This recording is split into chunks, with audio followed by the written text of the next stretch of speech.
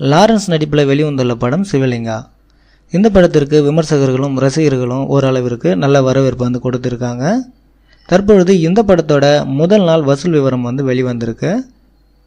இந்த படம் சென்னையில் மட்டுமே ரூபாய் 30 லட்சத்திற்கு மேலே வசூல் பண்ணியிருக்கு.